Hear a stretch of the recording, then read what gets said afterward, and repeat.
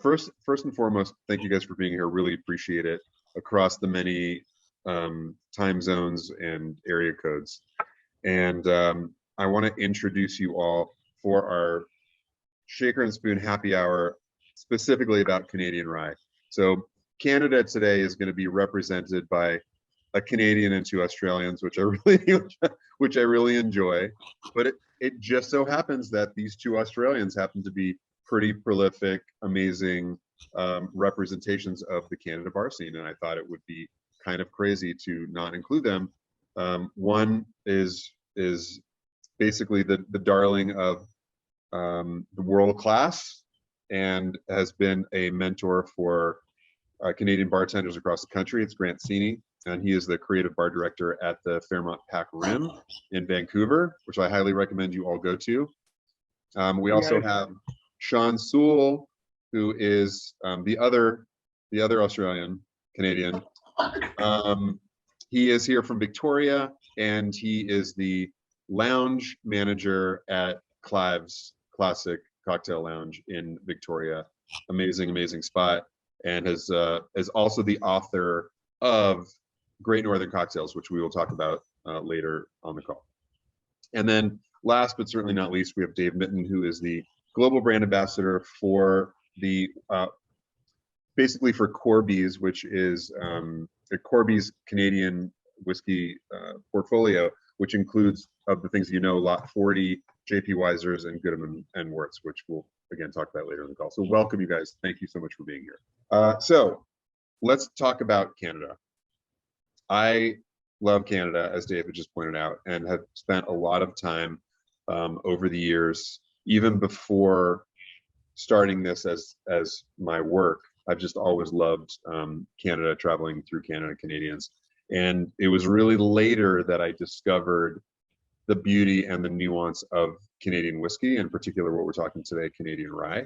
So what I want to start off doing is having Dave, if you can give us a little bit of a background, not just on your distillery, but on the history of Canadian whiskey and predominantly its highs and lows, because the peaks were high and the valleys were low for a couple of very historically significant reasons. And so if you can get into that a little bit, I know that our subscribers and followers will really be interested.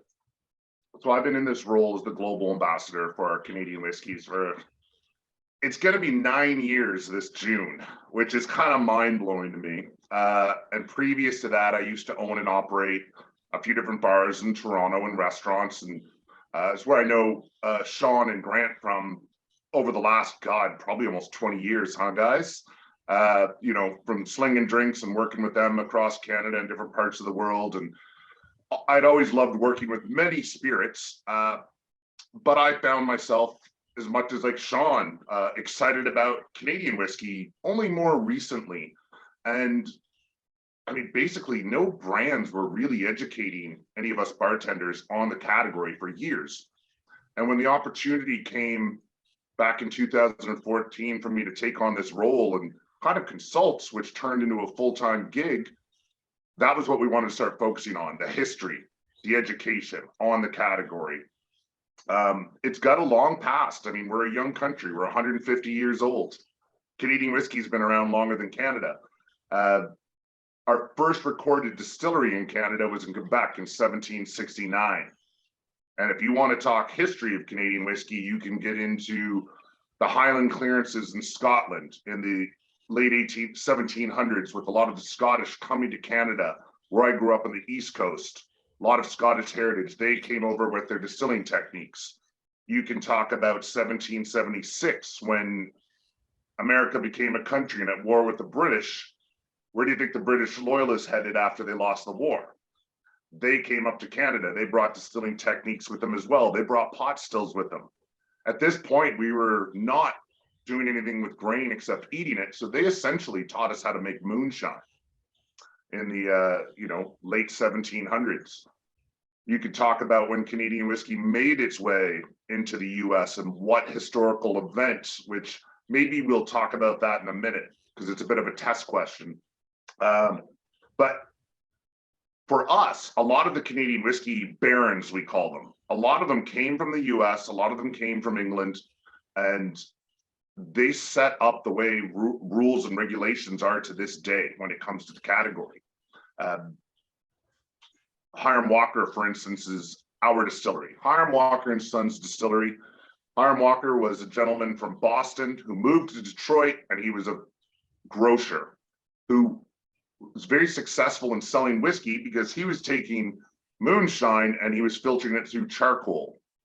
We've got a lot of his old notebooks from the early 1800s. We don't really know why he was doing that, but essentially it was taking that moonshine and making it a lot purer, easier to sip spirit, where he decided he was going to open his first distillery across the river in Windsor, Ontario, where we're located now. It's now an Uber drive across the river over a bridge or under a tunnel.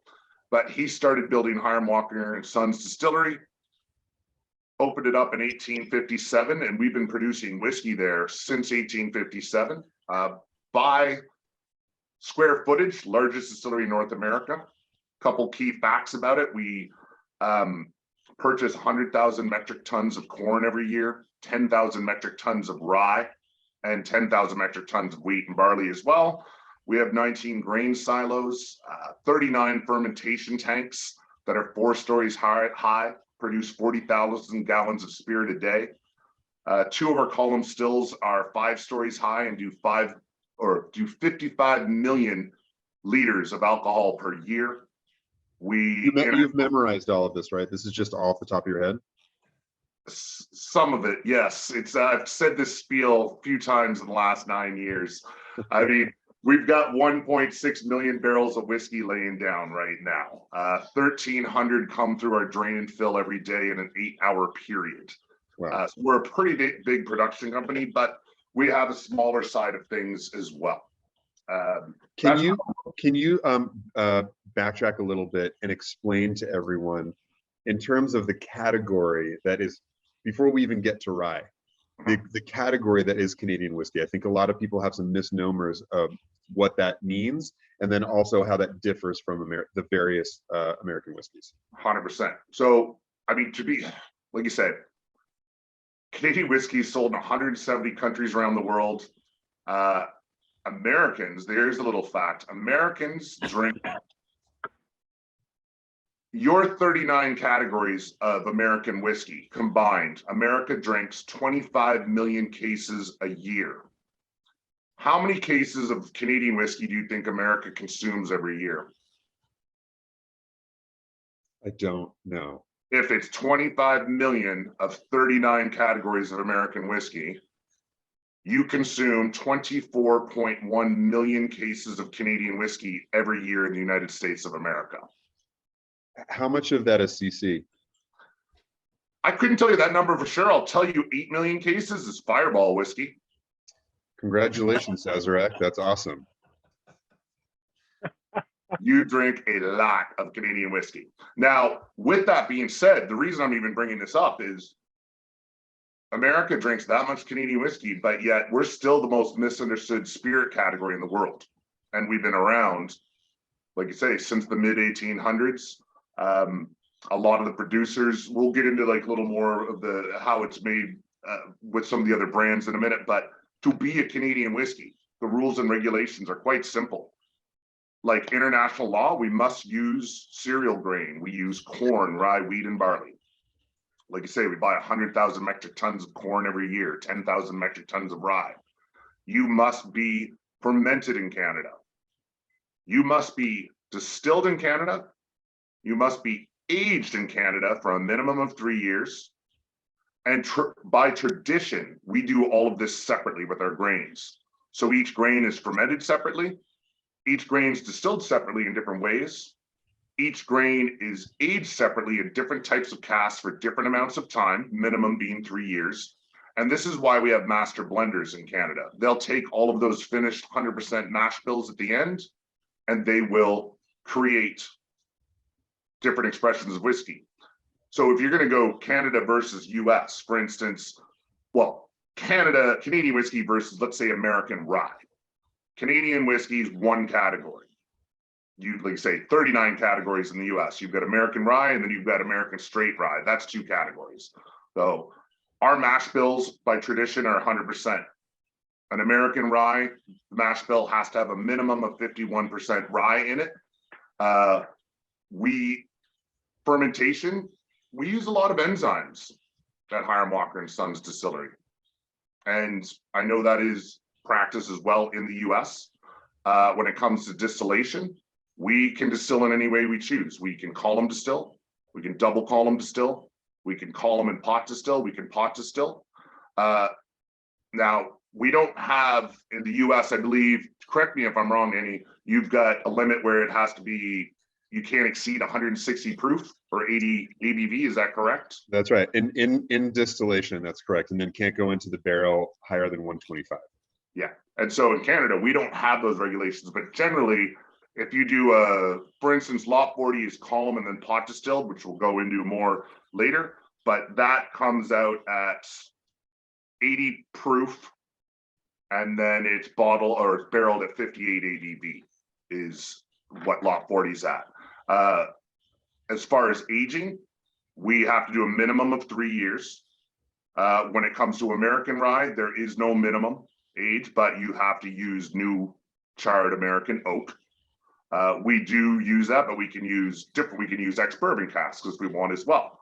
And then comes to blending, we do 100% mash bills blended together, and many different American rye companies will do blends and mingle from different distilleries together as well. So that's kind of like a Canada, not versus America, but that's basically like a big differentiation between the both. I mean, there is a minimum age for if you want to call it straight rye. Straight rye, exactly. Yeah. Straight rye. Okay. Technically, lot 40, Gina always points this out because Gina is the woman who looks after all of our education in the US. And I don't know many people as well educated as her on many whiskey categories, especially American and Canadian, obviously. But she always likes to bring out the point that if lot 40 was made across the river in Detroit, it would be a straight rye whiskey. Because it follows all those rules. All those rules. Right. But it just happens to be made in Canada, so it's called a Canadian whiskey. Understood. So the other thing that I wanted to ask you about is, one of the things I thought was super interesting was that you were telling me that the earliest taxpayers in Canada were all whiskey producers. Yeah. So, I mean, Canada became a country in 1867, and it was 10 years before taxes were introduced. And the first 5 taxpayers in Canada were all of our big whiskey producers. Gooderham and Worts, we're not here talking about it today, but this is one of our whiskeys that I look after, and this is our 4-grain 7 distillate whiskey. It's an ode to the Gooderham and Worts family, who came to the town of York, which is now the city of Toronto, in 1832. And they set up shop and started building a distillery and started producing whiskey. And by 1837, they had put out their first whiskey. And what they did was, where Canadian whiskey is generally known for being very light styled whiskey, for traditional style, like all of our J.P. Weiser's expressions are generally light styled corn whiskeys with a little bit of rye. Back then, when everyone was producing moonshine, and that's what we knew, they came up with the patent, the Riley patent. It was one of their architects that came up with it, of the double column distillation. So in simple terms, one run through a column still strips away all the harsh qualities and characteristics from the spirit. Very, kind of American style. And then the second run to the still strips away a lot of the big flavors from the grain and yeast, which leaves you with this light base, easy sipping whiskey, which Canadian whiskey is known for now traditionally. Imagine back then if all you knew was moonshine and someone starts producing this light styled whiskey. They grew exponentially. Whiskey producers across the country started following suit. By the year 1877, they were the largest distillery in the world. So if you, where next time you're in Toronto, maybe we'll do a tour. A lot of our famous buildings, our Flatiron building, all of our red brick buildings, they were built by Gooderham and Worts, where they were the first taxpayers along with J.P. Weiser's and Hiram Walker. They literally helped build our country. They paid for the railroads. They built Toronto. They built Canada. They helped build Canada. to the point that I really think they should be on one of our notes of currency as the people that helped build a country. What do you think? I mean, what I always found interesting is, for anybody that has, their passport on them, it doesn't matter which country, both US and Canada, there'll always be these, images on the pages. So like Statue of Liberty, there'll be a Mount Rushmore, there'll be, quotes from John Paul Jones, and yeah, here's Mount Rushmore. But in the Canadian passport, one of the pages is the Chateau Frontenac in Quebec City, which always like amazed me that there's this thing that is now like a hotel is like this crazy Canadian landmark. And I mean, as important as that was for like the defense of the Lawrence River and the whole thing, I mean, I feel like it sounds to me like whiskey really did have quite an important part in building the country. Why something from like Canadian Pacific Railways or from Hiram Walker, one of the early distillers, you would think that actually would be part of, let's get them in the passport or on one of your notes right away. I was having this discussion at Portland the other day, and one of the students were asking why Gooderham and Worts wasn't more well known, and it said, basically in Canada we don't grow up learning about whiskey in school, so it's like one of those things. Like even here in Toronto, the name Gooderham and Worts, people know it because it is now our historic site in downtown Toronto. It defunct 1986, it closed 1990, the whole place was shut down. A company came in the early 2000s and bought it and refurbished it, where if you walk through it now, which we'll have to next time you're in town, it's where our winter village is, our holiday market. There's 115 neighborhoods in downtown Toronto. One of them is called the Distillery District. That's how large this distillery was. It's an entire neighborhood now. The buildings were turned into condos, restaurants, bars, little places to buy your dog clothes. It is a tourist attraction, and it's what you've always wanted. It's very touristy. I mean, and to be honest, Toronto, we didn't do it right like Montreal. Montreal refurbished and restored everything. Toronto tore everything down and put up glass and steel. This is the one part of the city that you can walk through history. Like it looks like it's 1832 when you walk around. A lot of American movies are filmed there. Yeah, I mean, in like Toronto and Vancouver are both are pretty big filming cities because of the diversity of the architecture. It's a lot easier to shoot there than it is in New York or Los Angeles or what have you. But I think anytime I would watch something that's supposed to be New York, I look really closely at the buildings, and I'm like, no, that's definitely Toronto for sure. And I mean, Shawn and Grant know this. Like, we'll always have a chuckle because you'll see, like, one of the Deadpool movies. You'll always see this historic, like these Vancouver things, like it's Bank of Montreal, and you're like, oh, apparently Deadpool lives in Vancouver. Or so many like you say, New York movies will have trademarks, famous buildings in Toronto, perhaps, and unless you spend time or live here, you wouldn't really notice it. But yeah, you're right.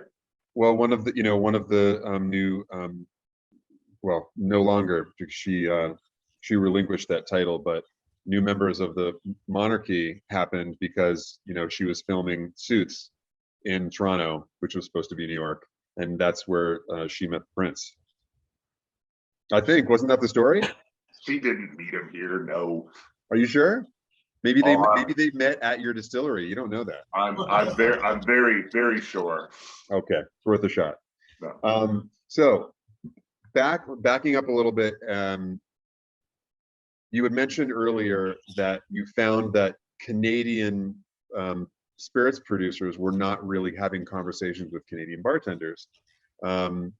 What I found sort of in the early days is that there was a very passionate crew of Canadian bartenders, and it sort of blew me away that the opportunities that I saw for bartenders in the US were not afforded to Canadian bartenders, where I found like the Canadian bartending crew were very tight knit and communicated very well together like they did in certain cities in the US, and it kind of surprised me.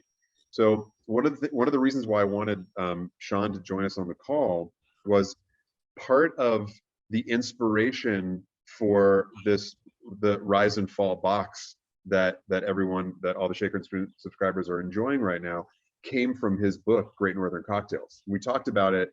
Like, when did you first release the first edition, Shawn? 2019. So, oh, in the before times, it doesn't count then. Yeah. So he has this really beautiful book that is not just a bunch of recipes, but it really talks about Canadian bars and bartending, and of course, all of the bartenders in it are well known and really incredible Canadian bartenders. Haley being one of them, who unfortunately couldn't join us on the call today, but she really did try, from Portugal. There it is. There's the book, and also Grant. So originally, the idea was, let's not just return to Canadian rye, but let's do something that has like a unique tie-in, because we really want people to know more about the spirit. And the book is not about Canadian rye; it's about Canadian bartenders and great cocktails. But there are definitely Canadian ryes featured in the book, and it just was the thing that it sort of inspired getting Grant and Haley as two of the bartenders this month. You can tell a little bit about what drove you to putting that book together and what inspired you to do it. I came to Canada 16 years ago, and obviously I fell in love with it. I fell in love with a Canadian woman. I had a little Canadian, well, she's not little anymore, but a little Canadian person. She's taller than her mother now, which is insane. She's 12. But I fell in love with the country, and I feel, for me, it very much mimicked Australia. It was we're so close to the US, like right on the border, yet no one really knows, like what Dave is saying, no one really knows about Canada. No one really understands. We're very spread out. We're a small population of spread out across this massive country. It sort of reminded me a lot of Australia in the way of kinship and sort of sharing of ideas and competitive nature. And I know that Grant can probably speak to this as well. As like, don't get me wrong, there's a lot of Australians here. I came before the Olympics, and I stay away from Australians usually, because I didn't move, especially when I was younger. I was like, I didn't move all the way across the world to go hang out with a bunch of Australians. That's why I never lived in Whistler or Banff. I don't see the point of flying 15,000 miles across the world and then hanging out with the exact same people you'd hang out with in different climate. But I felt this kinship, and so I've always been very grateful and sort of blessed that we're in this country with this sort of amazing bartending scene, amazing cocktail scene, amazing like bartenders, and people around the world still sort of view us as like the ones that are north of the US. And so it's always, when I write books like this, it's always about a love letter more than anything else. And I wanted to showcase young bartenders and older bartenders like myself. I won't group Grant in with me, but older bartenders who've been doing it from the days before Facebook and the social media and internet and whatnot.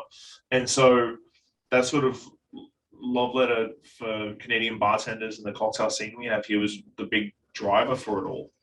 So I would love it if you would tell people a little bit about the competition and what that was like representing Canada on a world stage. Thank you, Johnny, for the very nice introduction. Sure. Yeah, so I arrived in Canada during the Olympics in 2010, and then that's when I was still very much a rookie. I was, probably 21 years old, and then I got into the Fairmont Pacific Rim here and started competing, and I did pretty well for myself when I was younger. And in 2014, I won Canadian Bartender of the Year, and I had to go to the UK and represent Canada, and I'd only been here for 3 or 4 years or so. So I was a very young, nervous, but competitive Aussie kid, but with a Canadian heart. And I remember leaving London and being layover in Copenhagen airport, and I broke down crying because the amount of messages that I got from Canadian bartenders that I didn't even know. I probably had 200 messages on my phone. It was the first time I turned my phone on for the week. And it was just such a warm feeling, like getting a big, warm, fuzzy hug from the other side of the world. Because I ended up placing 4th overall, and I think that was in the second year Canada got in, and it was pretty encouraging for everyone to see in Canada to get that high in the market and actually get a bit of recognition. So it was, that's what I really felt, that I felt that I was a part of the country, but I really felt a part of the community. I mean, they're obviously very welcoming when we got there, but that was a very special moment for me. Can you talk a little bit about did so I don't think a lot of people necessarily know about World Class or any of these. If anybody has watched, say, Yeah, I can go into it. If anybody has watched Drink Masters, for example, you're talking about a crazy way of presenting. Everything has to have a story. It's not just, you know, a cocktail competition. It's not a specific brand cocktail competition. It's not a speed competition. It's basically you have to come up with a whole concept. And World Class is very similar in that way, where it's beyond just the drink. It's about sort of everything. And I'm wondering if, for those of you who haven't watched Drink Masters yet or have never seen like a world class competition, did either Canadian rye or coming from Canada ever play a role in you constructing this presentation that you had to do for the judges? Yeah, so I'll quickly, that's two-part. I realized I didn't explain too much of the competition, but so the competition is kind of like I'd say a mini Olympics of bartending. There's you've got to do written tests, you've got to do blind tasting cocktail tests, you've got to do speed tests, you've got to do theatrical tests, like in terms of storytelling, presenting. They judge you on technique, how well you speak. There's food pairing challenges. I think over the course of a week, you end up having to create 48 different cocktails over 5 days of competing. And I think this was the opportunity where I really took Canada to, you basically, how do I say this? When you compete in a Canadian bartending competition, if everyone used maple syrup, it'd be kind of boring.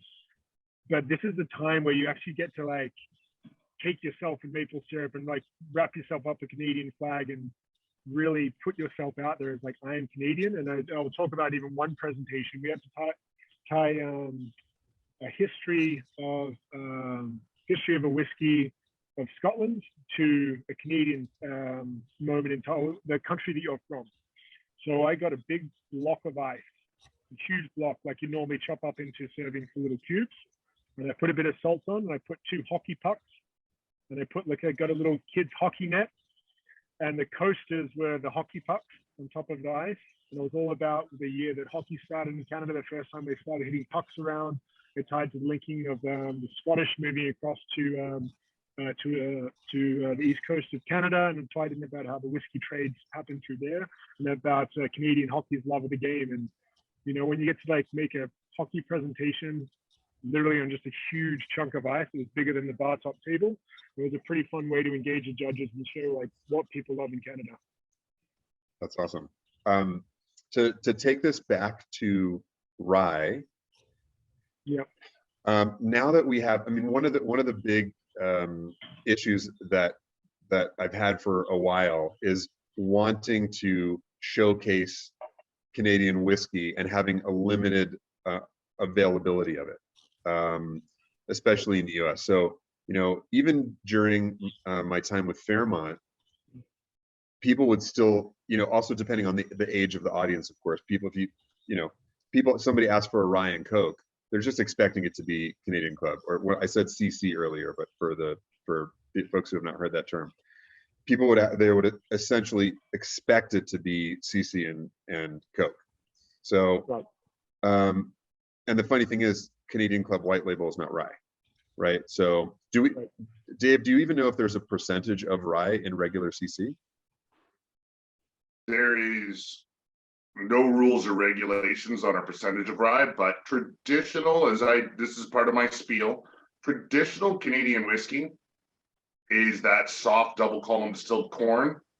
And, you know, I got a rule. I don't speak about other people's brands, but, you know, when you're thinking of 3 or 4 of the top well-known Canadian whiskey brands, yeah, it's soft double column distilled corn, generally maybe 1% of rye into it, up to 5%. Like it is, rye is our flavoring for Canadian whiskey. It's why it's always referred to as Canadian rye whiskey. If you look back to the mid 1800s, which we're always talking about, this was a big time growth period for Canadian whiskey. If you'd go look at a bar back when distillers were taking grains, and it was a majority of wheat that had come over from the UK and making whiskey with that. You'd go into an old saloon, a bar, and we'd go get a beer, and there'd be a barrel behind the bar with the word whiskey painted on it. When the Germans introduced rye to Canada and the US, distillers started incorporating rye into their blends. And, you know, as we all know, rye grows in a colder climate. It grows great in Canada. Here in Ontario, a lot of tobacco fields, rye was replaced afterwards and it grows. When they started blending in the rye, I mean, rye adds a lot of spice. It's got a lot more lignin than other grains. So it adds that spicy rye. We know the rye breads, cinnamon, clove. You'd go into that same saloon and you would see a barrel that said whiskey. And then there would be one next to it that would say rye whiskey. And that was kind of how distillers started blending it in. And it just became part of our tradition where most Canadian whiskey has rye, whether it's a small 1% in it, sometimes it doesn't even have rye in it. But traditional Canadian whiskey, all soft corn, a little bit of rye. That's what it is known for. So then, you know, Grant, back to you in terms of, you know, you said you came to Canada in 2010. How long do you think it took? Because Lot 40's been around since when, Dave? It's been around twice. It was originally released in 1998 and did not last, and then it was re-released in 2012. Okay. I mean, Grant, do you remember the first time that you had something that was 100% Canadian rye, where like it really stood out? You're like, oh, now I have a better idea of what Canadian rye means, because up until that point, it seemed to be limited even in Canada. It was definitely Lot 40 that it was tried, because I was working with Jacob Sweetapple when he was still working at with Corby's with Dave Mitton. I remember him bringing a bottle in once, so you got to try this. This is what it should taste like. None of this other crap doesn't actually have any spice to it. I remember, well, it's true. Like when you think about it, sure, it's a flavor profile or characteristics of it, but I remember tasting and like, oh, okay, now you can make a proper cocktail with this, and now you can drink it by itself. So I remember it being Lot 40, and I think it was probably around 2014, 2013 that I tasted it for the first time. And then in terms of cocktail construction, question for both you and for Shawn, did you find that after that era, when Lot 40 came back, that other Canadian whiskey producers started talking more about stuff that was closer to or 100% rye? And how did that work out in terms of like cocktail construction? If you were trying to do Canadian versions of Manhattans, or, you know, things that were very simple to showcase something that was actually Canadian rye or close to 100% rye? Well, I think we've had the opportunity of working with American 100% rye, or close to 100% rye. So like you already have the DNA of it, but I think when you have the opportunity to actually have that, like, a well-made Canadian 100% rye, or close to it, you have, essentially, you just know you played a bit more of the spice notes, you stay away from bitter a little bit more, you can really try to want to highlight the whiskey because there's more of it. As I suppose when you've got a bit of a softer whiskey, you play with softer notes, so you put more of a dominant flavor on top. But I think when you get a spicy whiskey, you really want to play off the strength of the whiskey as opposed to steering away from it. That's how I view it anyway. So Shawn, of the projects that you've been working on in terms of spirit creation, have you done a rye? Yeah, we released it last night. Oh, really? Oh, can you tell folks about it and like the distillery you're working with and what that looks like? In BC, we have 85 distilleries here in BC now. Most have been around for 75% have been around for about 5 years. A lot have been around for 10. Some have even been around for the 20-year mark as well. So we're starting to finally start seeing some good BC whiskies, which can be everything. Like BC, we don't sort of have a stylistic thing. Some people are doing corn heavy, some people are doing wheated. So we working with a distillery up in Duncan called Stillhead, and they've been around for about 5-6 years now. And Brandon's a good friend of mine. I worked with him on a gin project a couple of years ago that was really successful for them. And so I said, well, the team's interested in doing a whiskey for Clive's, and would you be down for that? He's like, oh yeah. So he brought down 10 barrel samples of 100% rye for the whole team, including chef. And we all sat down, we tasted every single one, wrote notes down, and we're like, okay, well, how would you want to blend this? So each rye they were all 100%, but each rye would have like slightly different yeast strain or slightly different barrel finishing, that sort of thing. And so we sort of made this blend up on the spot, the team. And so we sent that recipe off to Brennan with him, and he finished it in a Vancouver Island white wine barrel, which I don't usually love white wine barrel finished whiskeys. I find like they don't usually give a huge amount of flavor profile, but this one sort of just rounded out the rye. And it's funny because Stillhead, when they released their first sort of whiskeys like 18 months ago, 2 years ago, they released a rye whiskey and a single malt. And of course, everybody thought, well, Brennan thought the single malt was going to sell quickly, but the rye sold out 5 times as fast. So he's like, oh, so he did it again a couple months later, and rye sold out 5 times as fast again. And he's like, shit, okay, I'm just going to focus on rye. So now predominantly he is just 100% rye distiller. And then he just gets insane, crazy barrels. He gets a container load shipped over from Europe. So yeah, I've got a Madeira finished rye. I've got an apple brandy rye. I've got a cognac and Armagnac rye that Brennan's working on for a couple of years' time from now. And so rye, I find Canadian whiskey's always been an awesome underdog, and I like backing underdogs. When I started really getting into Canadian whiskey like 2014, 2015, I was like, no one's doing this. No one has a massive selection of Canadian whiskey on their back bar.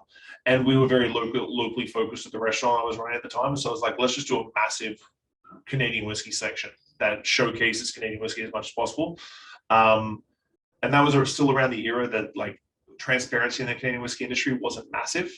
But now Dave especially has sort of pulled that sort of blanket back. Like I know Dave, I think, talked about this person as well. Gentleman named Maximilian, I think he worked for the university, and he was talking about Canadian whiskey and like history of Canadian whiskey and transparency, and like did a big paper on Canadian whiskey. And I was speaking to him back in like 2014, 2015, because he couldn't find anything online. Everything was sort of hush, hush, shh. We don't talk about that. We don't talk about the skeletons in the closet. So with like Dave's work and Dr. Don's work, it's been Canadian whiskey now sort of within Canada sits on the same sort of threshold as a lot of other whiskey categories. So if someone were to come, so in addition to the one that you just released, which is it just called Clive's, or is it still have Stillhead with a Clive's label? It's called Stillhead's Piercy Rye. So it's named after Mr. Piercy from here. So, and then on the new menu, which we launched on Tuesday as well, we launched a new cocktail menu on Tuesday. We've got the Mr. P's Manhattan. So it's a local collaboration rye, and then a local vermouth blend from a vermouthery that's like 10-minute drive away from the lounge. And obviously bitters that you make at home, right? No, the vermouthery also makes bitters. So it's got 2 of their vermouths and 2 of their bitters, along with so it's 100% Vancouver Island, Manhattan. So Dave, it sounds like you should probably head out to Victoria so that you can have like a Canadian rye showcase. Don't bring that up, Dave. Dave knows I've been on his back for that for a really long time. Victoria is one of Canada's more magical places. I never say no when I can go there. I actually asked the team the other day, Shawn, if I would be going out for the awards until January. So I'm hoping to hear back about that soon, and I'll let you know what happens. I'll be here. So in addition to the Mr. P's that you just launched yesterday, congratulations. How many other Canadian ryes would you say that you have on your back bar? In total right now, I'm getting close to 25, 30 Canadian whiskeys from across, like outside of BC. And I have 49 BC whiskeys. So total, like I'm getting close to like 75, 80 Canadian whiskeys as a category. Wow. Okay. And what would you say the percentage of those are ryes? If we get into semantics, I would probably say about half. If you get was mentioning about like corn with a splash of rye, that sort of thing. Like that's where Canadian whiskey and Canadian rye, like there's a distillery, and I won't name this. Dave will know as soon as I say it. There's a Canadian distillery in Alberta. It's a long-standing one. They have Canadian rye whiskey on their packaging, but they're 100% corn distillate. Is that legal to do in terms of the nomenclature, Dave? There is, I don't know if it's exact what I'm thinking of Shawn, where you by federal law, yeah, you could write Canadian rye whiskey on your thing. And you know, this is something Gina brings up all the time because we're constantly in America. We have different rules and regulations than the 39 categories in the US. I mean, so does Ireland, so does Australia, so does Scotland. But for some reason in the US, there's a big focus on the rules and regulations of Canadian whiskey, because like you say, in America, there's very strict rules on American straight rye, and then the rules have to be the same as American rye. I thought if it's the same one we're thinking of, this is something we talk about. There is a distillery in Canada that puts out 100% rye whiskey, but they double column distill it. So it's one of those things where you're like, why even bother? Because you know you're stripping away all the flavor from that particular grain. So if you're using a corn or a wheat, it makes a little more sense because price wise. But if you're making 100% rye that's been double column distilled, you're not going to taste any of those notes from the grain. Which that part. So I don't know if Shawn and I are talking about the same one, or offline. Maybe we'll talk about it. That maybe they've changed their recipe, but that's one that we always talk about. It's odd when someone will take 100% rye but strip all the flavor out of it. Right, because that's you were talking earlier about rye containing more lignin than other grains, but also in general, that's why it's spicy. But in terms of price wise, do you happen to know offhand in all your conversations with Don and your team, so people know Don is the master distiller, a master blender, excuse me, at Hiram Walker. In any of your conversations, do you ever talk about what that price differential is between corn, wheat, and rye? Well, it's going to depend on where you are. So in Ontario, I mean, think of it this way: Ontario is the size of Texas, and we have farms everywhere. A lot of corn is grown here, more so than rye. So corn's going to be less expensive than rye is in Ontario. But if you're in Alberta, there's probably a lot more rye being grown than corn per se. So the rye might be less expensive. Fact is, we buy local, and it sounds romantic when you're saying buying local, but at the end of the day, local's less expensive. I mean, we do buy rye from Ontario, but if we have a bad season, we might buy rye from Alberta. We might buy it from Michigan. We might buy it from Illinois, but we do try to buy locally. I mean, and you were saying one of the framework rules is that the grain itself also has to come from Canada? No, that is not a law. Oh, it's not. It's just it's good business if you're buying locally. Like at Hiram Walker, we buy locally, and grade A corn. We've got a pretty good reputation for our corn because we do say we're buying over 100,000 metric tons of grain every year. We resell that grain back to the farmers for cattle feed. So it has to be pure and not have rot, mildew, anything that would survive distillation, of course. But we have farmers that drive from Buffalo, New York with empty trucks up to Windsor, Ontario, which is not good business, just to buy our grain and bring it back down for their livestock. Huh. So it's a whole circle of life. We buy it from the farmers. There's farmers in Ontario that have been growing grain for us just for our distillery since 1858. And that's their sole purpose. They grow grain for Hiram Walker Distillery. It's a pretty old farmer. I can't believe they're still buying grain from you. I went to high school with them. Yeah. I know we're getting short on time. Like, did you want to talk about Lot 40 at all, or what's in the I bottle? do. Or- I do want to talk about. I don't appreciate your tone, but I do want to talk about Lot 40. So yes, I have one specific question for Grant, because I know that a lot of people are going to want to know where you came up with the idea for your cocktail. Because for those of you who go out and get the Great Northern Cocktail book, which I highly recommend, it is fantastic, and there's a ton of recipes in it that are just beautiful. Grant's cocktail in there is the thing where he like came up with that the candy cap concept, and I would really like you to talk about like how you created that drink, and specifically why you chose this to be like a Canadian rye cocktail, like just the putting that all together. Yeah, okay. Yeah, it's a great question. Is we had 4 drinks that were really inspired by a bit more elaborate in presentation, inspired by botany: wind, water, fire, and earth. And when you tasted these mushrooms, the candy cap, there's a chemical compound in it called citronal, which actually is what you taste when you taste maple syrup. But you get it from the mushroom. So this was, for me, when you think about what's coming out of the earth, like what better way to highlight a Canadian cocktail or the earth than a mushroom that tastes like maple syrup and like a little bit of curry spice.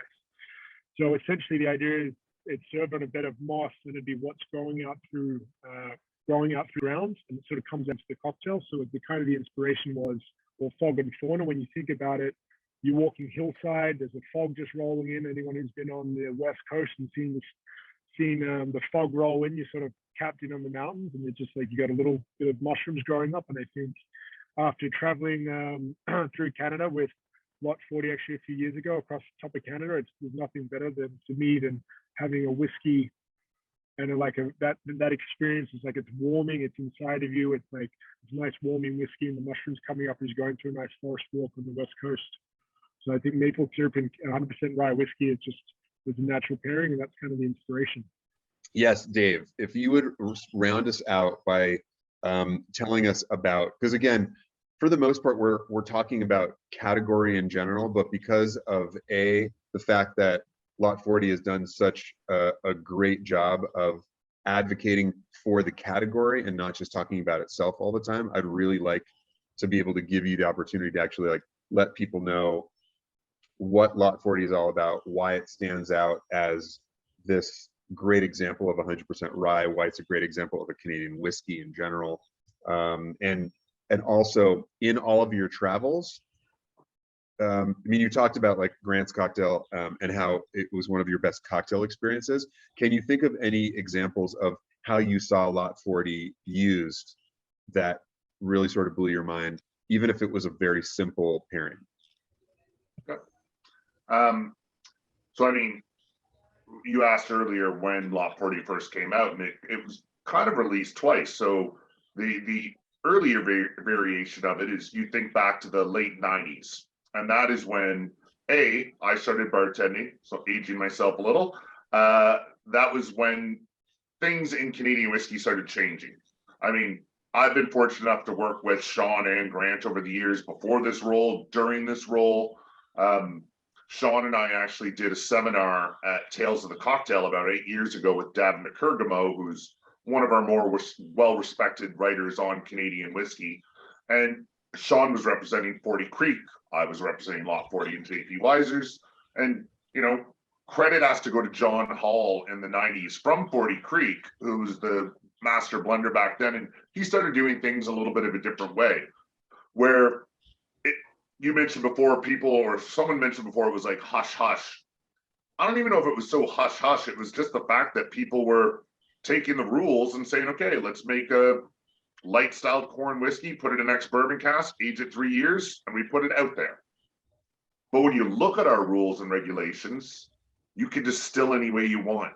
You can age any way you want, any type of barrel for any amount of time, as long as it's over 3 years. Like you can bottle any proof. Like you can be lazy, or you can get extremely innovative with our rules.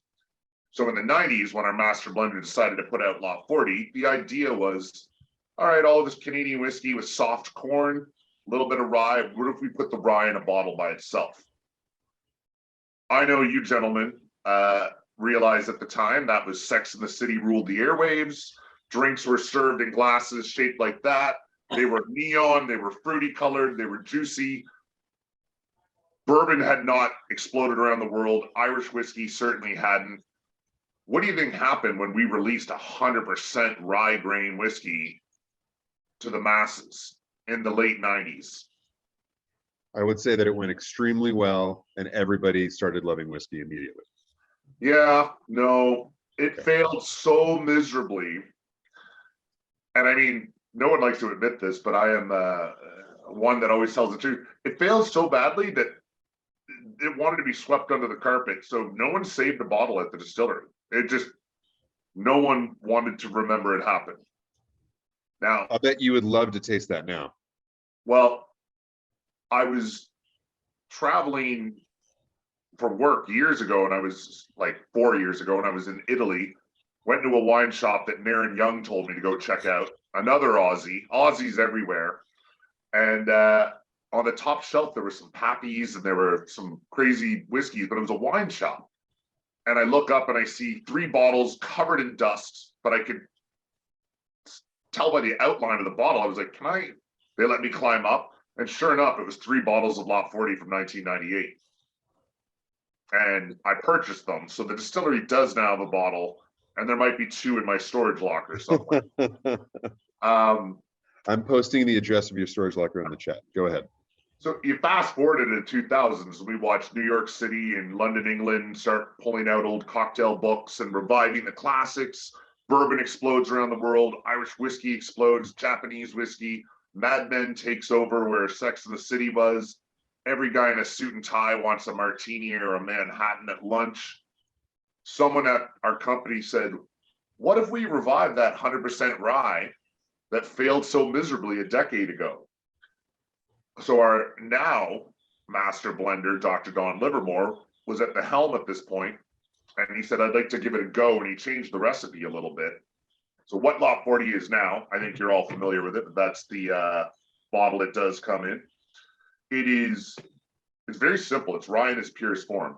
It's 100% unmalted rye grain. It's column distilled once, stripping away all the harsh qualities from the spirit. We put it in an 8,000 liter still afterwards for 12 hours. Pretty accurate cuts. The heads, the tails are discarded of. And what that is, it's the green grass soapy characteristics are not used in this particular whiskey. You're left with the hearts, which is all citrus, floral, rye bread, baking spices. It goes into brand new American oak level 2 char. And it just really kind of tames that beast of the big rye. Like, it gives this brilliant, soft elegance where the whiskey itself will hold its own against any herbal liqueur or big vermouth.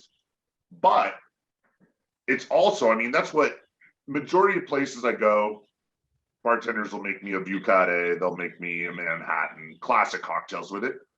You were asking what, maybe not necessarily blew my mind, but one thing I love seeing is if I'm in a hot tropical climate and Christine Wiseman's making cocktails, or I'm over in the UK and Swift is using it, or I'm at Fairmont or Victoria, a lot of bartenders who are more in, let's say they like to get more inventive.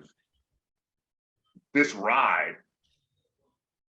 having big rye notes, but that elegant side to it, it works great in like tall, refreshing drinks as well. A lot of like blending with sherries or liqueurs and bubbles and making kind of hot weather cocktails, which you don't always see with rye whiskey. So I love seeing that it's used 12 months a year in different climates, which is really nice for me, that I don't always have to drink a boozy stirred cocktail everywhere I go. That's a good point. And one of the things that is fun about, curating the shaker and spoon boxes, that there's always different styles of drinks. So there's going to be, tall and effervescent, shaken and up, old fashioned, or, stirred style. So people get a sense of that spirit, every month, which is great. So they'll be able to experience that.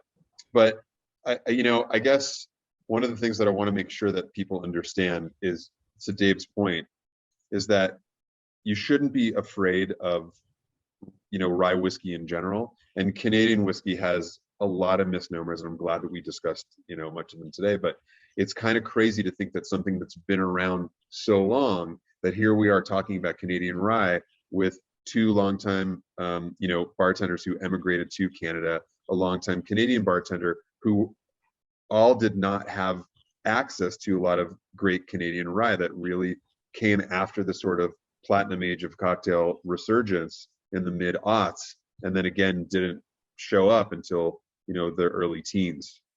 And so we didn't get a ton into how prohibition, both Canadian and American prohibition, sort of send us on this really weird roller coaster for Canadian whiskey in general. But we can save that for another time. What I'd like to do, so that we don't run out of time, is make sure that we get to our trivia questions, because I know that the folks that are here have been, obviously scribbling down copious notes to make sure that they captured everything. And so the prizes today are pretty awesome. Dave and Gina have been very generous in making sure that folks can try some really great Canadian whiskey. So one of them is the JP Weiser's 15 year. One of them is the JP Weiser's 18 year, and one of them is the new Lot 40 Dark Oak, which was just released last month, which is super exciting, very fun. And So, I have to throw in, I don't know, we talk about accolades, but it did win World's Best Rye, which is pretty cool. by an Irish gentleman whose name eludes you for the moment. Well, the World Whiskey Awards, happy to say. That's pretty good. All right. So not just some guy that he's like, this is the world's best rye. I just had a guy write an article, paid him off. That's awesome. It was a nice surprise to see. Congratulations. Whiskey. Yeah, take that. The first question is a two-parter. Number one is, and they're both about Lot 40. So the part A is, when was Lot 40 originally released, and what makes rye spicy? Sometimes these come through really quickly, and sometimes they don't, but we'll see. These are pretty great prizes, so I feel like folks really had to pay attention and listen. So I'm going to repeat it again. You mentioned it a few times. Yeah. Angie, you're close, but it was something that Dave and I both mentioned, is the component that makes rye spicy. Can I give a hint? You got the year right. Yeah. The year was correct. That is correct. Well, Dave, you've given 50% of it away, but that's fine. I think we should be okay. Yeah, Grant, what's the hint? I'm curious. It starts with L. Oh, it does start with L. Okay. I thought they were going to be like, it reminds me of this thing. Yeah. Of a stroll down the street. No, it starts with L. I feel like we breezed through it, but we did mention it twice by name. Pretty nerdy as well. It is pretty nerdy, but Very nerdy. you'd be surprised at the nerdy questions that have been asked on here before. Someone's probably Googling it right now. That's what I'm saying. I don't think we talked about cellulosic, so I feel that was a Google thing. I don't even think I know what that is. Consulting the Oracle. Yeah. All right. I think the fact that she got 1998 right away was pretty impressive. Okay. All right. So, all right. It's not licorice, but that does start with an L. Okay. So Angie, do me a favor. On your chat where it says "to everyone," click and change that to Shaker and Spoon, and send the email address that you use for your subscription so that we can be in touch and get it to you. And again, for anybody winning the prize, one of the prizes, congratulations. It can take a while to get to you. There are all kinds of crazy compliance things that have to happen when getting you booze. So please keep in mind and please be patient. We appreciate it. Okay. Question number 2 is, please name the Victoria rye whiskey that was released last night at Clive's Classic Lounge. That was mentioned multiple times as well. Oh, sorry. The answer, Angie, to the first one is Lingen. But now you've won. You can't answer the other ones. There we go. It's Lingan, I believe. So for those of you who were obviously paying close attention to Shawn Soole, the name of the rye whiskey, the Canadian rye whiskey that they released last night at his bar, Clive's Classic Lounge, which I don't know, does Clive's Classic Lounge have their cocktail menu up on the internets? Yes, I did that today. Will it include this particular thing? Yes. Okay. There you go, guys. There's just typing happening right now. Yeah, there's sometimes the answers we'll get on things are like obviously Googled, but they're so funny that sometimes I just want to like give the word anyway.